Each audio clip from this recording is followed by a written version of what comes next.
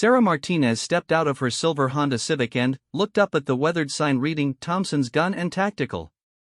The morning sun cast long shadows across the gravel parking lot, where pickup trucks and motorcycles dominated the space. Her small car looked out of place among the larger vehicles, much like she expected to feel inside the store. At 28, Sarah had spent the last 6 years working as a social worker in downtown Phoenix. She had seen enough domestic violence cases to know that sometimes the system couldn't protect everyone who needed protection. The restraining order against her ex-boyfriend Marcus felt like a piece of paper when he had shown up at her apartment last week, drunk and angry, pounding on her door until neighbors called the police. The police officer who responded had been kind but honest. "Ma'am, we can arrest him when he violates the order, but we can't be everywhere. You might want to consider other options for your personal safety." That conversation had led her here, to a gun store she had driven past hundreds of times but never entered. Sarah pulled her cardigan tighter around her shoulders and walked toward the glass door, her heart beating faster with each step. The bell above the door chimed as she entered, and immediately she felt the weight of several pairs of eyes turning her way. The store smelled of gun oil and leather, with fluorescent lights casting a harsh glow over displays of firearms, ammunition, and tactical gear. Behind the long glass counter, 3 men in their 40s and 50s looked up from their conversation. Well, said the man in the center, whose name tag read Rick. His gray beard was neatly trimmed, and his arms were covered in military tattoos. "What can we help you with today, miss?" Something in his tone made Sarah's stomach tighten, but she forced herself to approach the counter. "I'd like to learn about purchasing a handgun for personal protection." The 3 men exchanged glances, and she caught the slight smirk that passed between them. Rick leaned forward on his elbows. "Personal protection, huh?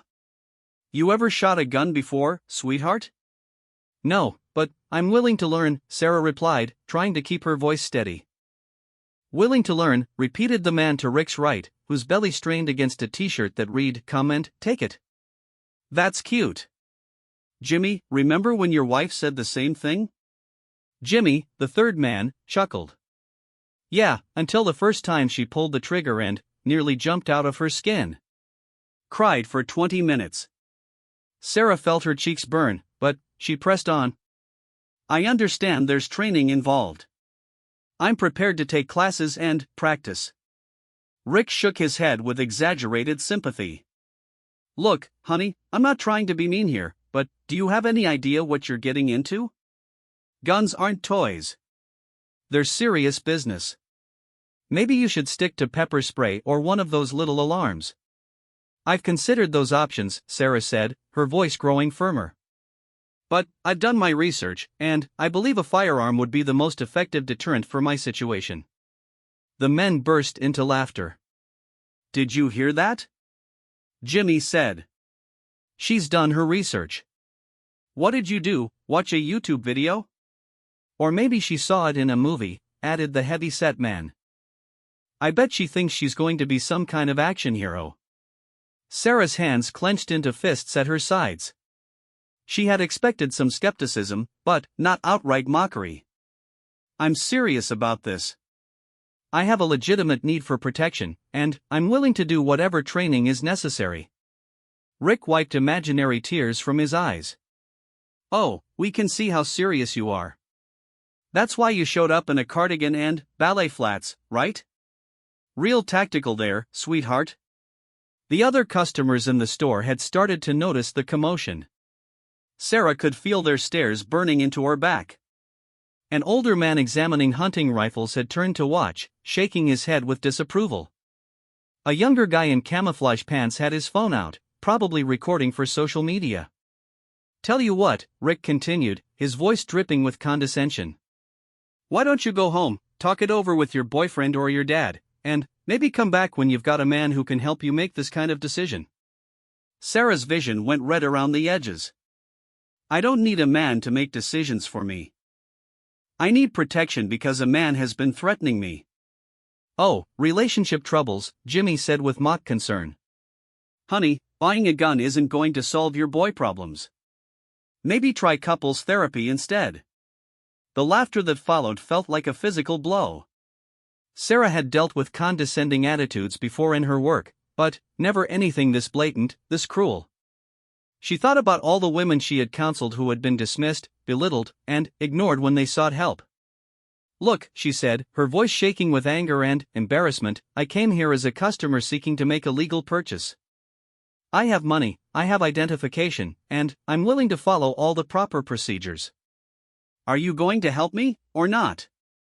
Rick straightened up, his expression shifting from amused to annoyed.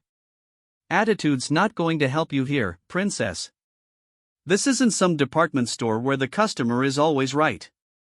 This is serious business, and, frankly, I don't think you have what it takes." "What it takes?" Sarah repeated. "The mental toughness," he said, crossing his arms. "The physical strength. The commitment to proper training. Most little girls like you buy a gun thinking it's going to solve all their problems, then, they stick it in a drawer and forget about it. Or worse, they hurt themselves or someone else because they don't respect what they're dealing with." Sarah felt tears of frustration building behind her eyes, but she refused to let them fall. Not here, not in front of these men who were already convinced she was weak. "I understand the responsibility," she said quietly. "I wouldn't be here if I didn't." "Sure you do," the heavy-set man said. "That's why you're getting all emotional about it. Real gun owners don't cry when someone asks them tough questions." The older customer examining rifles had moved closer, apparently enjoying the show. "She's probably one of those liberals who wants to ban guns until she needs one herself," he said loud enough for everyone to hear. Sarah felt completely surrounded now, isolated in a sea of masculine disapproval and ridicule. She had come here seeking empowerment, a way to take control of her own safety, but instead she felt smaller and more vulnerable than when she had walked in. Rick leaned back against the wall of firearms behind him, a smug smile playing across his lips. "Tell you what, sweetheart. Come back in a few months after you've toughened up a bit. Maybe taken some self-defense classes or something. Then, we can talk about whether you're ready for the real deal." The dismissal was clear. Sarah stood there for a moment, feeling the weight of everyone's stares, hearing the whispered comments and barely suppressed chuckles. Her face burned with humiliation, and she could feel her carefully controlled composure starting to crack. Just as she was about to turn and leave, to retreat to her car and probably never return, the bell above the door chimed again. All eyes turned toward the entrance, and the atmosphere in the store shifted instantly. The man who walked in was tall and lean, probably in his late 50s, with gray hair cut in a precise military style. He moved with the kind of quiet confidence that commanded attention without demanding it. His clothes were simple but immaculate: dark jeans, a pressed button-down shirt, and polished boots that had seen real use. But it wasn't his appearance that made the entire store go silent. It was the way he carried himself, the way his sharp blue eyes took in the scene before him with the kind of assessment that came from decades of leadership and command. Rick and his companions had gone from cocky to uncomfortable in a matter of seconds, though they didn't yet understand why. They just knew that something had changed, that the dynamic in their store had shifted in a way they couldn't quite identify. The newcomer's gaze swept the room, taking in the defensive postures of the three men behind the counter, the uncomfortable shuffling of the other customers, and, finally, settling on Sarah's flushed face and clenched fists. When he spoke, his voice was quiet but carried clearly through the suddenly silent store. "Is there a problem here?" The question hung in the air like a challenge, and Sarah could see Rick struggling to regain his earlier confidence. Something about this stranger had rattled him, though he couldn't have said what. "No problem," Rick said, his voice lacking its previous authority. "Just explaining to the lady here that gun ownership isn't for everyone." The stranger's eyes narrowed almost imperceptibly, and Sarah caught the slightest tightening around his mouth. When he looked back at her, she saw something she hadn't expected: respect, and perhaps recognition of a fellow person under attack. "I see," he said simply, and somehow those two words carried more weight than all of Rick's bluster. Sarah felt something shift inside her chest, not relief exactly, but a sense that the balance of power in the room had changed. She didn't know who this man was, but his presence had already accomplished what her protests and explanations could not. The mocking laughter had died. The cruel comments had stopped. And, for the first time since she had walked into Thompson's Gun and Tactical, Sarah felt like she might actually be heard. The stranger stepped closer to the counter, his movements unhurried but purposeful. "Ma'am," he said, nodding respectfully to Sarah, "were you trying to make a purchase?" "Yes," Sarah said, finding her voice stronger than it had been in several minutes. "I was asking about handguns for personal protection." "A perfectly reasonable request," the man said, his tone matter of fact. He turned back to Rick and his companions, who were now standing straighter behind their counter, though they still looked uncertain. "Gentlemen," the stranger continued, "I couldn't help but overhear your conversation as I came in. Perhaps you could clarify your store's policy on serving customers who meet all legal requirements for firearm purchases?" Rick's mouth opened and closed like a fish out of water. The confidence that had seemed so solid minutes before was crumbling under this quiet interrogation. We serve all qualified customers," Rick finally managed. "Excellent," the stranger said. "Then, I'm sure you'll be happy to assist this young lady with her perfectly legal and reasonable request." The silence that followed was heavy with tension and unasked questions. Sarah could see the wheels turning in Rick's head as he tried to figure out who this man was and why his presence had changed everything. But Sarah was beginning to understand that it didn't matter who he was. What mattered was that someone had finally stood up for her right to be treated with basic human dignity. And, for the first time since she had walked into this store, she felt like she might actually walk out with what she came for. The stranger caught her eye and gave her the smallest of nods, a gesture that somehow conveyed both support and encouragement. It was a look that said he understood exactly what she had been going through, and that it was about to change. Sarah straightened her shoulders and stepped back up to the counter, no longer the intimidated woman who had been ready to flee just moments before. Whatever happened next, she knew she was no longer facing it alone. Rick cleared his throat nervously, glancing between Sarah and the stranger who had so dramatically altered the atmosphere in his store. The other customers were watching with fascination, sensing that they were witnessing something significant but not quite understanding what. "So," Sarah said, her voice calm and clear, "about that handgun selection you were going to show me." Rick fumbled behind the counter, his earlier swagger completely gone.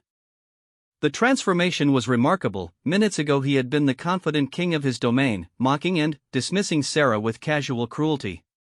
Now he moved like a man walking on thin ice, acutely aware that every word and action was being observed by someone whose opinion clearly mattered.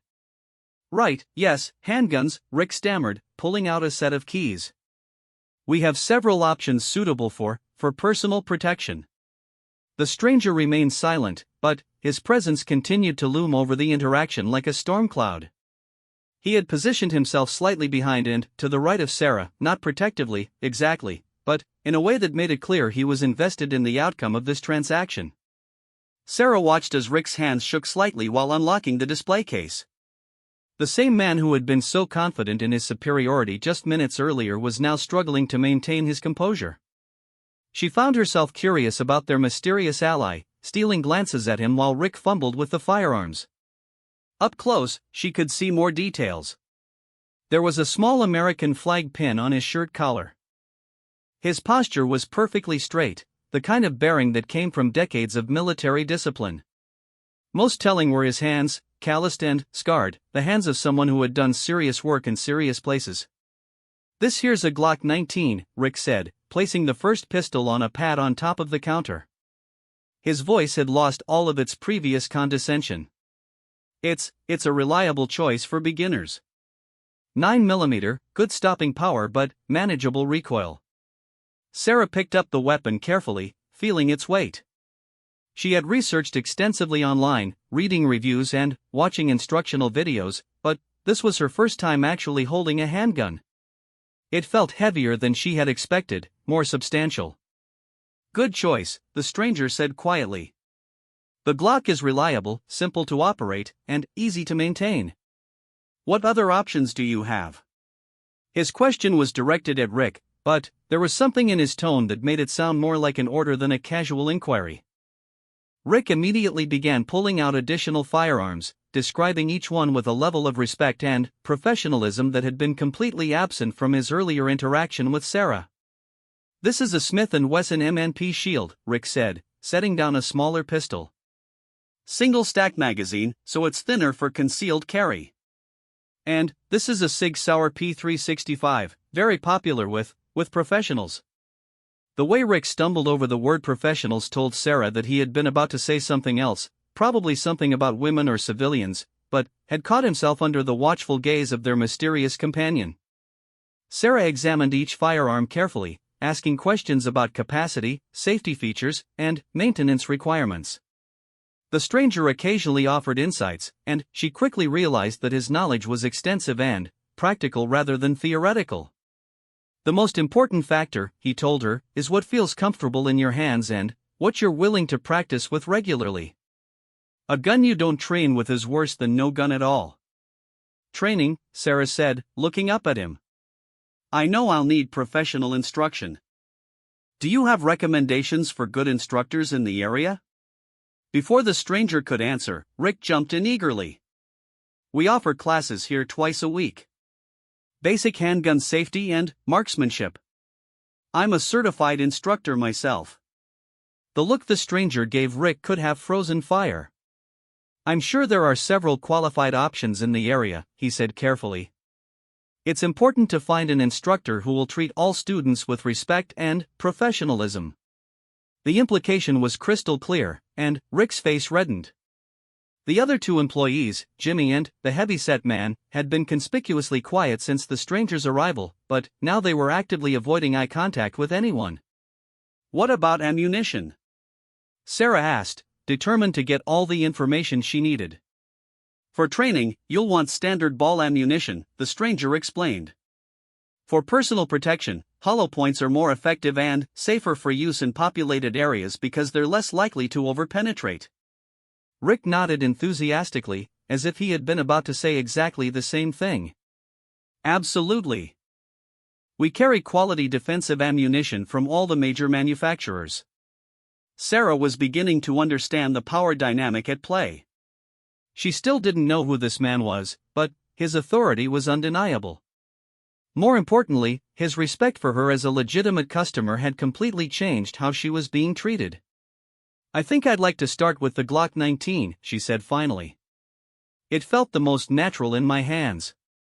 Excellent choice, the stranger said approvingly. Reliable, proven, and with good aftermarket support if you decide to make modifications later. As Rick began pulling out the paperwork for the background check, Sarah turned to thank the man who had so dramatically changed her experience. But, before she could speak, he extended his hand. Admiral Michael Thornton, he said simply. United States Navy, retired. Sarah felt her eyes widen. Admiral? As in the kind of person who spent 35 years learning about leadership, respect, and the proper treatment of people under my command, Thornton said, his voice still quiet but carrying an unmistakable edge. The effect on the three store employees was immediate and dramatic. Rick went pale. Jimmy actually took a step backward. The heavy-set man looked like he wanted to disappear entirely. Oh God, Rick whispered. Sir, we didn't know. That's quite obvious, Admiral Thornton said dryly. The question is whether you would have behaved differently if you had known who I was, rather than simply treating all your customers with basic human dignity. Sarah watched the exchange with fascination. She had never seen such a complete reversal of power dynamics. These men who had been so cruel to her were now practically trembling before this quiet-spoken veteran. Sir, please understand, Rick began, desperation creeping into his voice. We deal with a lot of people who aren't serious about gun ownership. We were just trying to make sure. You were trying to make sure of what, exactly? Thornton interrupted. That a paying customer with a legitimate need for self-defense was properly humiliated before being denied service? That a young woman seeking to exercise her constitutional rights was mocked and dismissed by men who took joy in her discomfort? The silence that followed was deafening. Other customers in the store had gathered closer, no longer pretending to shop while this drama unfolded. Sarah could see some of them looking ashamed, perhaps remembering their own laughter at her expense. I run a small security consulting business now, Admiral Thornton continued, his voice conversational but somehow more threatening than if he had been shouting. I train corporate executives, government officials, and private citizens in personal protection. Do you know what the first thing I teach them is? Rick shook his head mutely. That the most dangerous person in any situation is the one who underestimates their opponent. The second most dangerous is the one who makes assumptions based on appearance rather than capability. He gestured towards Sarah. This young lady has demonstrated more courage and determination in the last 20 minutes than most people show in a lifetime. She identified a threat to her safety, researched her options, and came here ready to take responsibility for her own protection. Instead of receiving the respect and assistance she deserved, she was subjected to treatment that would embarrass a professional and disgrace anyone who calls themselves an American. Sarah felt a flush of pride at his words. Someone finally understood what she had been trying to do, why she had come here despite her fear and inexperience. Sir, Rick said desperately, please, we can make this right. We'll take good care of her, I promise. The classes, the training, whatever she needs. You'll take good care of her? Thornton's voice was dangerously quiet now. Like you were taking good care of her 10 minutes ago when you suggested she needed a man to make decisions for her? When you mocked her research and dismissed her concerns about her safety? We were wrong, Jimmy spoke up for the first time since Thornton's arrival. Completely wrong. There's no excuse for how we acted. Thornton studied the three men for a long moment. No, there isn't. But an apology to the lady might be a start. All three men turned to Sarah, their expressions ranging from ashamed to mortified. Rick cleared his throat. Ma'am, I want to apologize. Sincerely. We were completely out of line. You came here as a customer, and you deserve to be treated with respect from the moment you walked in the door. We failed you, and we failed to represent the values this community should stand for. Sarah looked at the faces of the men who had made her feel so small just a short time ago. She could see genuine remorse there, but also the knowledge that their apology was prompted more by fear of the Admiral's displeasure than by any real understanding of how they had hurt her. I appreciate the apology, she said carefully. But I need to know that this won't happen to the next woman who walks in here looking for help. It won't, Rick said quickly. I give you my word. Words are easy, Admiral Thornton observed. Actions are what matter. How do you plan to ensure that your staff understands the importance of treating all customers with equal respect and professionalism? Rick looked panicked, clearly struggling to come up with an answer that would satisfy this stern interrogator. We'll implement new training. Customer service training. Sensitivity training.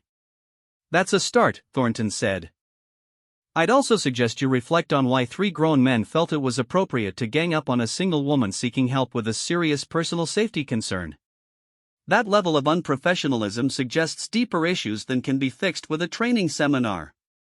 Sarah watched the exchange with mixed emotions. Part of her was gratified to see these men held accountable for their behavior. But another part of her was troubled by the fact that it had taken the presence of a male authority figure to earn her basic respect. As if reading her thoughts, Admiral Thornton turned to her. Ma'am, I want to be clear about something. You didn't need me to fight this battle for you. You were handling yourself with dignity and strength before I walked in.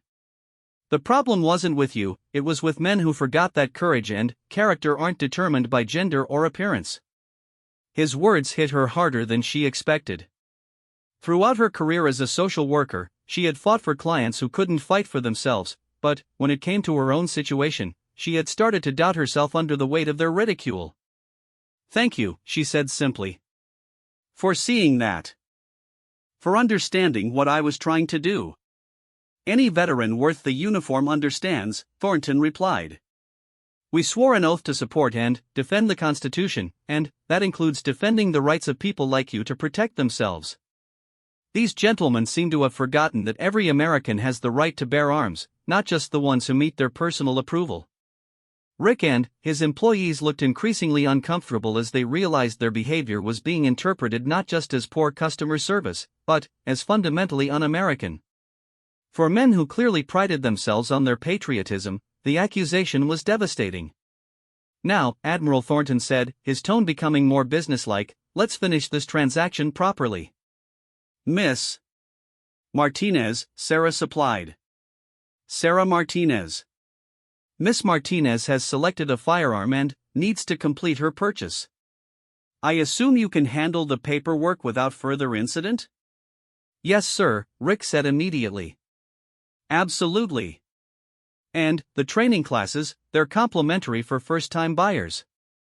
"We'll make sure she gets the best instruction we can provide." Sarah completed the background check paperwork while Admiral Thornton examined other items in the store. She noticed that other customers were approaching him with obvious respect, and she overheard fragments of conversations about his military service and current work. When the background check came back approved, Rick handled the final paperwork with meticulous professionalism. He explained the state and federal laws regarding transport and storage, provided information about the training classes, and even threw in a basic holster at no charge. "Is there anything else I can help you with today?" Rick asked, and, for the first time since she had entered the store, Sarah believed the offer was genuine. "I think that covers everything," she said. "When is your next basic training class?" "This Thursday evening at 7, Rick replied. "But, honestly, if you're serious about learning, you might want to consider some of the private instructors in the area as well. There's a woman named Patricia Chen who runs an excellent school specifically for defensive shooting. She might be a good fit for your needs." Sarah was surprised by the recommendation. An hour ago, Rick had been insisting that she wasn't cut out for gun ownership. Now he was suggesting additional training options. Admiral Thornton reappeared at the counter as she was gathering her paperwork and the case containing her new block. "All set?" he asked. "I think so," Sarah said. She turned back to Rick. "Thank you for the information about Mrs. Chen. I'll look into her classes as well." "She's good people," Rick said, and there was something in his voice that suggested he had learned something from this encounter beyond just customer service skills.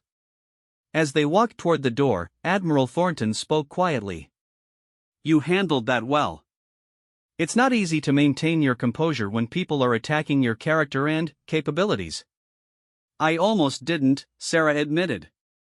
"If you hadn't walked in when you did, I probably would have left without getting what I came for." "But you didn't leave," he pointed out.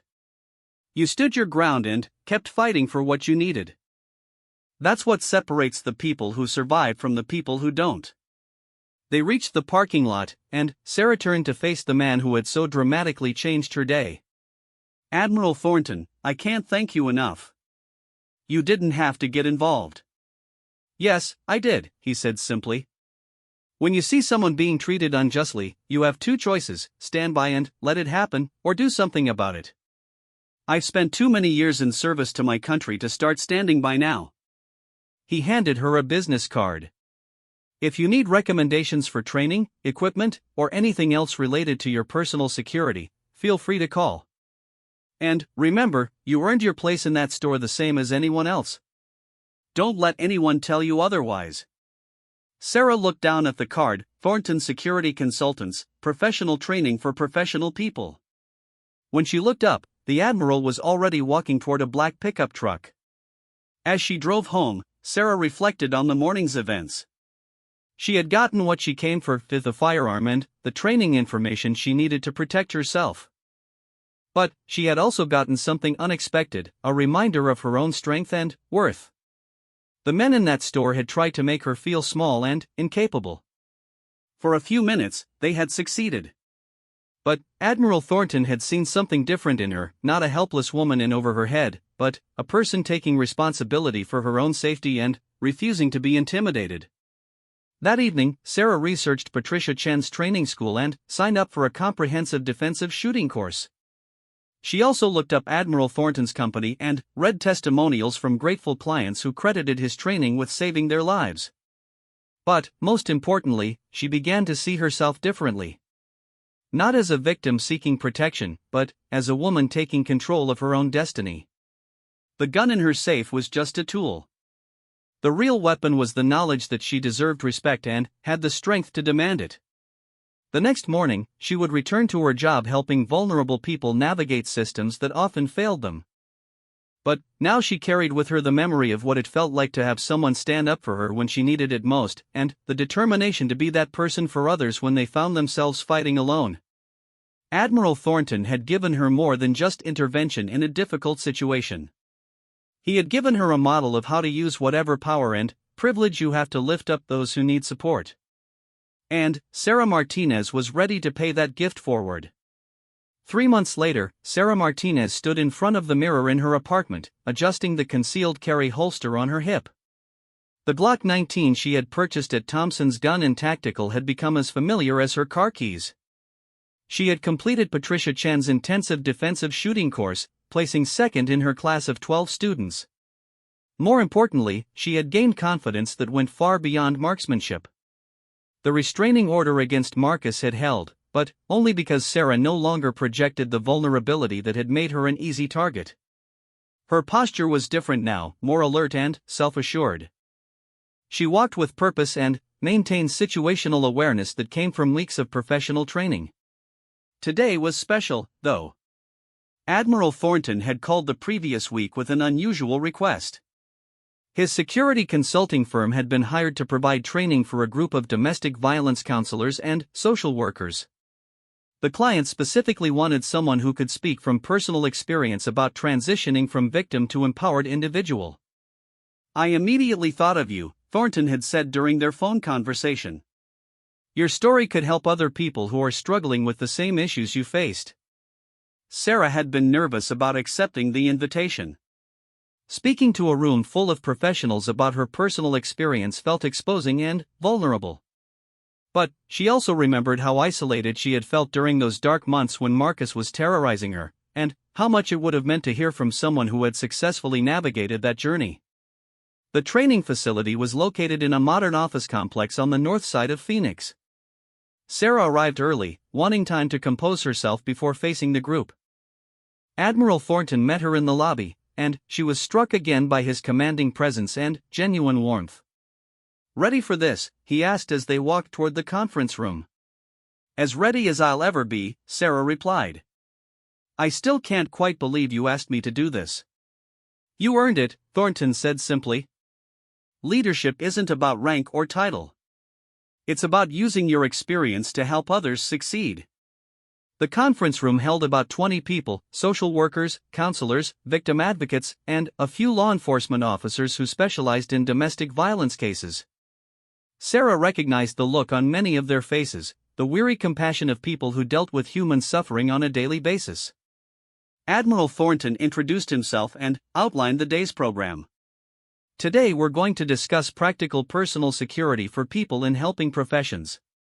But first, I want you to hear from someone who has lived this experience from both sides." Sarah stood up, her heart pounding. A few months ago, she had been too intimidated to stand up to 3 bullying gun store employees. Now she was about to address a room full of professionals. "My name is Sarah Martinez, and, until recently, I was exactly like many of the clients you serve," she began. "I was educated, professional, and completely unprepared to protect myself when someone decided to make me a target." She told her story simply and directly.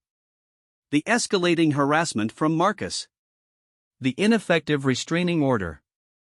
The decision to seek means of protecting herself. And, finally, the humiliating experience at Thompson's Gun and Tactical. "I walked into that store feeling vulnerable and seeking empowerment," she said. "Instead, I was mocked, dismissed, and made to feel like my concerns weren't valid." 3 grown men found it amusing that a woman might want to take responsibility for her own safety. Several people in the audience shifted uncomfortably. Sarah could see recognition in their eyes. They had probably witnessed similar scenes or heard similar stories from clients. But something important happened that day, Sarah continued. Admiral Thornton walked in and changed everything. Not because he fought my battle for me, but because he reminded everyone in that room that I deserved basic human respect. She looked toward Thornton, who was listening with the same intense focus he had shown that day in the gun store. He didn't rescue me. He created space for me to rescue myself. The room was completely silent. Sarah took a breath and continued. That experience taught me something crucial about empowerment. It's not about having the biggest weapon or the most training. It's about understanding your own worth and refusing to accept treatment that diminishes your dignity. She talked about her training with Patricia Chen, about learning not just to shoot accurately but to project confidence and awareness. She described how her entire perspective on personal safety had evolved from reactive fear to proactive preparedness. The gun is important, she said. But it's not the most important thing. The most important thing is the mindset that says I matter, my safety matters, and I have the right to protect myself. When she finished speaking, the questions came quickly. How had she found the courage to persist when faced with such hostility? What advice would she give to clients who were afraid to take steps to protect themselves? How could professionals better support people who were making the transition from victim to survivor? Sarah answered each question thoughtfully, drawing on both her personal experience and her professional background. She found herself feeling more confident with each exchange, realizing that her story had real value for these people who dedicated their careers to helping others. During the break, several attendees approached her privately. A victim advocate thanked her for sharing her experience, explaining that she had been reluctant to suggest firearms training to clients because she wasn't sure how they would be received. Hearing your story makes me realize I need to find better resources, the advocate said. Some place where people will be treated with respect regardless of their experience level. A social worker from a women's shelter asked for Patricia Chen's contact information. We have clients who ask about self-defense, but I never knew who to recommend. This sounds like exactly what they need. After the break, Admiral Thornton took over for the tactical portion of the training. Sarah watched with fascination as he taught situational awareness techniques, de-escalation strategies, and basic personal security protocols. His military background was evident in the precision and clarity of his instruction, but he also showed genuine understanding of the unique challenges faced by people in helping professions. Your job requires you to be approachable and accessible, he told the group. That can create vulnerabilities that most people don't have to worry about. The key is learning how to maintain professional openness while staying alert to potential threats. He demonstrated techniques for assessing strangers, identifying exit routes, and recognizing pre-attack behaviors. Most importantly, he emphasized that personal security was about judgment and awareness rather than physical strength or aggression. The goal is never to hurt someone, he explained. The goal is to avoid being hurt. Sometimes that means fighting, but more often it means recognizing danger early enough to avoid it entirely. During the final session, Thornton asked Sarah to share her thoughts on how the training had changed her daily life. She found herself speaking about confidence and mindset again, about how learning to protect herself had affected every aspect of her existence. I'm better at my job now, she said. I'm more assertive with difficult clients and more confident in challenging situations. When you know you can protect yourself physically, you become more willing to stand up for yourself in other ways too. As the training concluded, several participants exchanged contact information with Sarah. The victim advocate invited her to speak at her shelter. The social worker asked if she would consider serving on an advisory committee for self-defense resources. I think you've found a new calling, Admiral Thornton observed as they walked back to the parking lot. Maybe, Sarah said. It feels good to turn something negative into something that helps other people. That's what good leaders do, he replied. They take their worst experiences and use them to make sure other people don't have to go through the same thing. Sarah thought about that as she drove home. Leadership. 6 months ago, she had felt like the furthest thing from a leader. She had been someone things happened to, not someone who made things happen. But now she was beginning to see herself differently. Her experience at the gun store had been humiliating, but it had also revealed something important about her character. She had stood her ground even when outnumbered and ridiculed. She had refused to abandon her goal even when it would have been easier to retreat. That evening, Sarah received an unexpected phone call.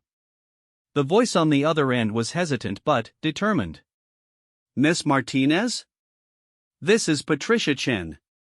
Admiral Thornton gave me your number. I hope you don't mind the call. Sarah was surprised. Of course not. Your training program changed my life. What can I do for you? I've been thinking about our conversation after your graduation from the course, Chen said. You mentioned that you wished there were more resources for women who were intimidated by traditional gun culture. I think I have an idea, but I'd need your help.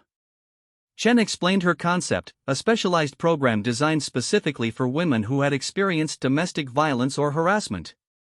It would combine practical firearms training with confidence building, situational awareness, and legal education. But, most importantly, it would be taught in an environment where participants felt safe and respected. I'm good at the technical aspects, Chen said. But, I need someone who understands the emotional and psychological journey these women are on. Someone who can speak to them from personal experience. Sarah felt her heart racing with excitement. What exactly are you proposing? Co-instructor, Chen said simply. You handle the mindset and confidence components, I handle the firearms training. We create something that actually serves the people who need it most. Sarah thought about the women she counseled in her day job, women who felt trapped and powerless. She thought about her own journey from victim to survivor to someone who could help others make the same transition. I'm interested, she said. When do we start? Over the following weeks, Sarah and Patricia developed their program. They called it Reclaiming Your Space and designed it as a 6-week course that covered everything from basic firearms safety to advanced situational awareness. The curriculum included sessions on legal rights, threat assessment, and building support networks.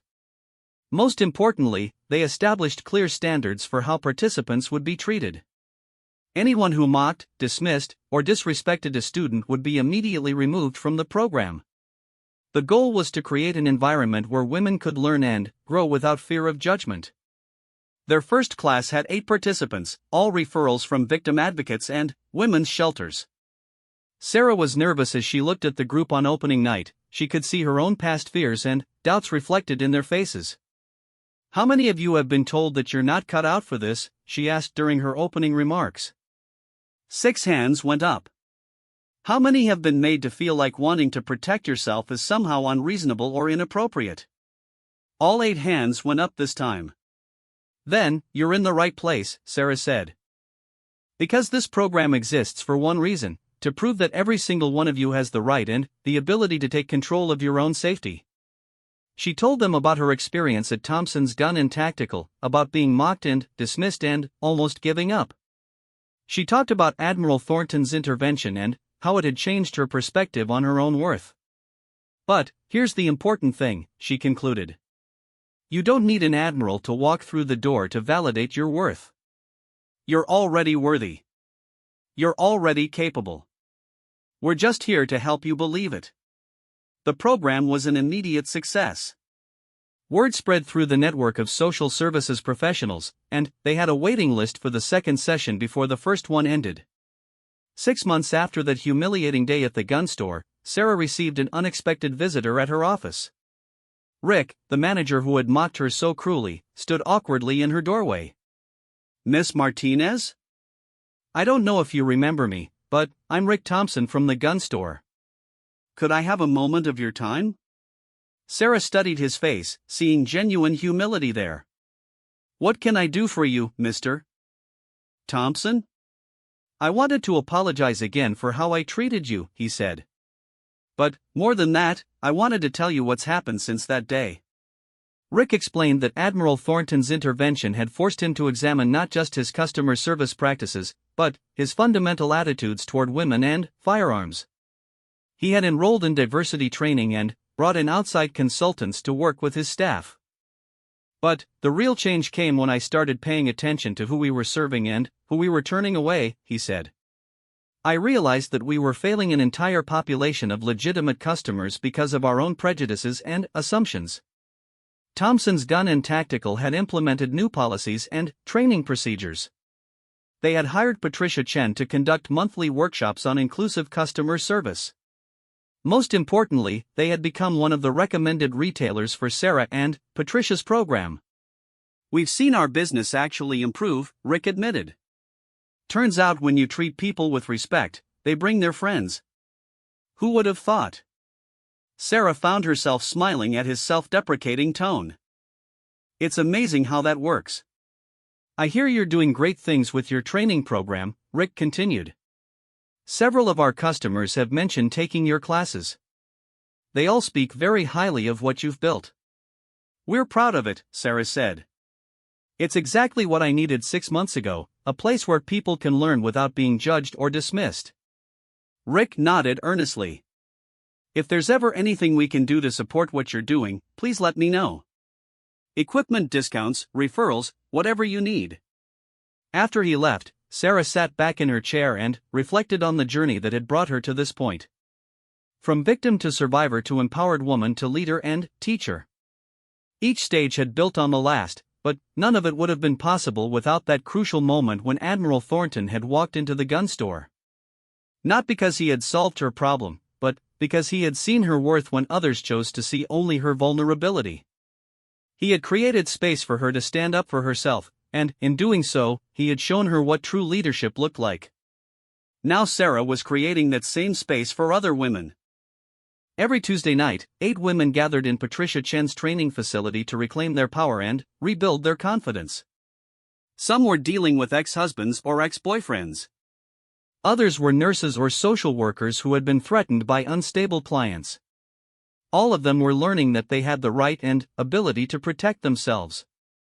Last week, one of her students had sent her a text message, "Used what you taught me today.